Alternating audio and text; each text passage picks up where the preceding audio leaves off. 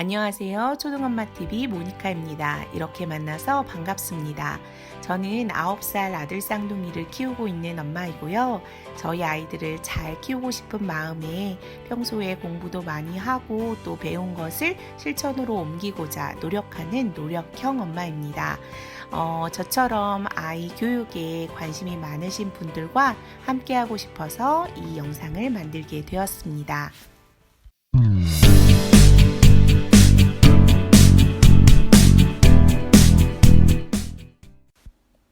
자, 그럼 100점 맞는 초등수학 공부법 한번 알아보도록 하겠습니다. 이 책은 송재환, 김춘경, 손정화 선생님께서 지으셨고요. 도서출판 리수의 책입니다. 특히 송재환 선생님께서는 그 초등교육에 관한 많은 책들을 쓰셨거든요. 그러니까 기회가 되시면 한번 찾아보셔서 다른 책들도 읽어보시기를 권해드립니다. 이 책은 프롤로그부터 시작해서 1부에서 5부까지 내용으로 구성이 되어 있습니다. 이 중에서도 저는 특히 1부와 2부의 내용이 좋아서 이 부분을 잘 정리해서 좀 전해드릴까 해요. 여러분의 아이들은 수학을 좋아하나요? 왜 아이들이 수학을 좋아하지 않을까요? 원인은 수학에 대한 과식 또는 영양 결핍 때문이라고 합니다. 과식이라는 건 너무 많은 양을 공부하고 있다는 의미고요. 영양 결핍이라는 건 아이가 분명히 부족한 부분이 있는데 그 부족한 부분을 메꾸지를 못했기 때문에 수학이 어렵고 또 싫은 과목으로 느껴지는 거라고 해요. 또 아이들 수학 공부에 있어서 가장 중요한 역할을 하는 건 부모님, 그 중에서도 아이를 집중적으로 관리하시는 어머님의 역할이 크다고 하는데요. 매일매일 수학을 해 나갈 수 있도록 관리를 해 주실 필요가 있다고 해요. 그런데 여기서 엄마의 몫은 가르치는 것이 아니고 끌어주고 밀어주는 멘토의 역할로 정착을 해야 된다는 겁니다. 많은 어머님들이 그 멘토의 역할을 하시다가 자꾸 이렇게 가르치는 선생님의 역할을 하게 되시는 경우가 많아요. 그런데 아이들은 제가 보니까 엄마 아빠한테만큼은 인정받고 싶어 하는 욕구가 굉장히 큰 것 같아요. 그래서 선생님이 틀린 거를 지적하고 가르쳐 주는 건 받아들일 수가 있는데 엄마나 또는 아빠가 그 부분을 반복해서 지적하면 아이들이 굉장히 싫어하더라고요. 화내지 않고 잘 가르쳐 줄 자신이 없다면 그냥 가르치는 역할은 전문 선생님께 맡기는 것도 좋은 방법인 것 같습니다. 자, 그 다음으로 넘어갈게요. 초등수학에서는 5개의 영역만 다뤄진다고 해요. 수와 연산, 도형, 측정, 규칙성, 자료화 가능성이 전부인데요. 이 중에서도 수와 연산, 도형, 측정 부분은 매우 중요합니다. 왜냐하면 이 영역은 나선형 교육과정을 따르고 있기 때문인데요. 그것이 무엇인지는 잠시 뒤에 조금 더 자세히 알아보도록 하겠습니다. 자, 마지막으로 프롤로그 부분에 다뤄진 내용 중에서요. 무엇보다 중요한 것은 독서라고 합니다. 사실 독서는 우리가 굳이 강조하지 않더라도 모든 공부에 있어서 가장 기본이 되는 부분이라는 거 모두 다 잘 알고 계실 것 같아요. 그런데 이렇게 중요한 독서를 알고 있음에도 불구하고 아이들이 집에서 책을 많이 읽나요? 매일매일 책을 읽나요? 사실 그렇지는 않은 것 같아요. 주변에서 보면. 아이들에게 왜 책을 읽지 않느냐라고 물어보면 그 이유는 공부처럼 느끼기 때문인 것 같아요. 그리고 또 하나는 책을 읽을 시간이 없다고 이야기하는 친구들도 많이 있습니다. 사실 아이들 독서에 관한 얘기는 굉장히 할 말이 많고 중요한 내용이 많아서요. 이것은 또 제가 좋은 책으로 좀 자료를 정리한 다음에 다시 한번 영상을 만들어서 이야기하는 기회를 갖도록 하겠습니다. 자, 그럼 1부 100점 맞는 초등수학 메커니즘으로 넘어가 보도록 할게요. 여기서는 나선형 교육과정, 기본 연산 훈련, 그 다음 연산 훈련 방법에 대해서 제가 조금 정리를 해봤습니다. 나선형 교육 과정은 아까 프롤로그 부분에서도 잠깐 나왔던 부분인데요. 시간의 흐름에 따라 점점 폭넓고 깊이 있게 조직해 나가는 교육 과정을 이야기합니다. 처음에는 쉬운 것부터 시작해서 단계적으로 보다 높은 수준의 내용을 학습하게 되고요. 그래서 수학은 계속성과 계열성, 다른 말로 하면 계통성 학문이라고 칭해집니다. 이렇기 때문에 기본 연산 훈련이 아이들에게 있어서 굉장히 중요한 것이고요. 기본 연산 훈련은 책에서는 이제 문제집이나 학습지가 굉장히 효율적이라고 이야기를 하고 있어요. 그래서 그 내용은 뒷부분에 또 다시 한번 소개를 해드릴게요. 기본 연산을 훈련하는 방법에는요, 이제 두 가지 정도를 이야기해주고 있어요. 그런데 그 전에 절대 욕심부리지 말고 하루에 5분씩 6개월 이상 꾸준히 지속해 나가세요 라고 이야기하고 있고요. 학습지를 이용해서 아이들 연산 훈련을 하는 방법과 연산 훈련 교재를 사용해서 하는 방법을 이야기해주고 있습니다.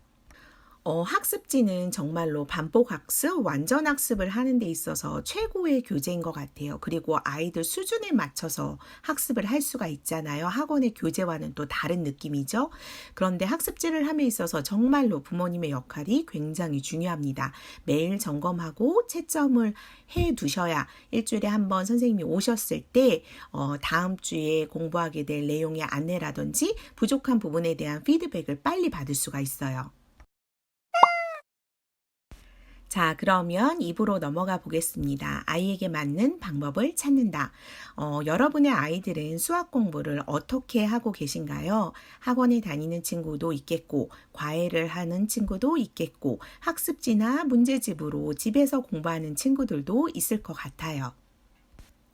아마 많은 학부모님들이 아이를 공부시키는 데 있어서 학원이라는 수단을 생각하시는 분들이 많으실 것 같아요. 그런데 학원에 폐단이 있죠. 이렇게 세 가지로 조금 정리가 되어 있는데 수학뿐만이 아니라 다른 모든 과목에서도 요 세 가지 정도는 동일하게 겹쳐지는 부분 같습니다. 사실 이것보다도 더 조금 깊이 봐야 되는 부분이 뭐냐면 학원에 다니면 단기적으로는 성적이 오르는 경험을 할 수가 있어요. 왜냐하면 기출문제를 풀게 하고 또 문제를 푸는 스킬들을 알려주잖아요. 그런데 제가 생각하는 학원의 가장 좀 안 좋은 나쁜 부분은 뭐냐면 아이가 모르는 부분을 가르쳐 줘야 되는데 학원은 학원 나름대로의 진도가 있어요. 자, 이게 무슨 소리냐면 제가 가르치는 아이가 수학 성적이 계속 떨어지는 거예요. 그래서 이제 학원에 갔대요. 갔는데 2학기 진도를 나가고 있더래요. 자기는 이제 1학기 때 성적이 안 나와가지고 학원을 선택한 건데, 그런데 학원에 다른 친구들이 다 있는데 이 아이가 손을 들고 선생님 저는 1학기 때 성적이 안 나와서 그러는데 1학기 때 걸 다시 가르쳐 주시면 안 되나요? 라고 할 수 없는 상황이라는 거죠. 학원이 이렇게밖에 수업을 할 수 없는 이유는 어머님들이 선행을 좋아하시기 때문이에요. 예를 들어서 5학년, 6학년인데 그 학원에서는 5학년, 6학년 애들이 중2, 중3 수학을 하고 있대. 그러면 그 학원이 굉장히 잘하고 있는 학원처럼 어머님들이 느끼신다는 거죠. 아, 이게 참 문제인데요. 이 내용에 대해서는 책에서 조금 더 자세하게 설명이 나오고 있습니다. 자, 그 다음 학습지 얘기로 넘어가도록 할게요. 학습지는 보통 한 과목에 3만 원에서 4만 원, 요 사이를 왔다 갔다 하는 금액이죠. 집에서 엄마가 얼마나 신경 써서 학습지 관리를 해주느냐에 따라서 3만 원이 30만 원의 효과를 누릴 수도 있는 게 바로 이 학습지라고 합니다. 자, 학습지로 효과를 보는 법입니다. 아이와 반드시 동의하에 시작을 하셔야 되고요. 학습지를 할 수 있는 충분한 시간이 있어야 하고 또 학습지를 왜 하는지, 어느 부분이 부족해서 하는지 그 목적을 체크하셔야 되겠죠. 그 다음 진행 속도나 양을 확인하셔서 가끔씩은 조금 아이가 너무 버거워하거나 학습지가 많이 밀리는 시점이 있어요. 그때는 한 번씩 쉬어갈 수 있도록 해주시는 게 좋대요. 그리고 세워라 내워라 마냥하게 두지 마시고 5분이면 5분, 10분이면 10분 정해진 시간 안에 끝내도록 훈련시키시면 좋습니다. 아까 앞부분에 학원 이야기를 할 때 너무 지나친 선행학습은 좋지 않다라는 얘기를 드렸던 것 같아요. 그래서 이 부분은 넘어가도록 하고요. 그 다음 세 번째 공부 방법으로 이제 문제집 한 학기에 2권이면 충분하다고 하는데요. 자녀 수준에 맞는 것으로 골라서 시작을 하라고 하세요.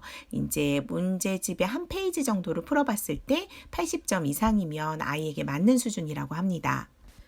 문제집은 2권으로 충분하다고 했는데요. 한 권은 철저히 정말 씹어먹는 느낌으로 활용하셔야 되고, 2번째 문제집은 아이가 잘 모르는 부분 또는 이제 그 전 문제집에서 다뤄지지 않았던 새로운 유형들을 경험해 보는 걸로 충분하다고 합니다. 그러니까 효율성 있게 문제집을 활용하라고 하세요.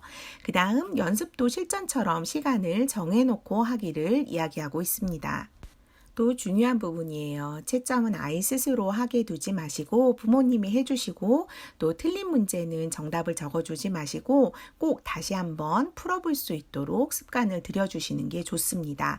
그리고 이러한 틀린 문제들은요, 오답 노트에 옮겨 적거나 아니면 시험 전에 체크를 해둔 부분을 다시 한번 봄으로써 충분히 활용이 가능하다고 하네요. 얼굴이 나오는 영상을 찍는 것도 어려운 일인데, 이렇게 PPT를 만들어서 이 화면을 활용해서 또 녹음을 따로 하고 이렇게 하다 보니까 정말 한 2시간 정도가 꼬박 걸리는 것 같아요. 부디 제 이런 노력이 여러분에게 도움이 되었으면 좋겠고요. 다음에 또 만나뵐 수 있기를 바랍니다. 여러분 감사합니다. 오늘도 좋은 하루 되세요.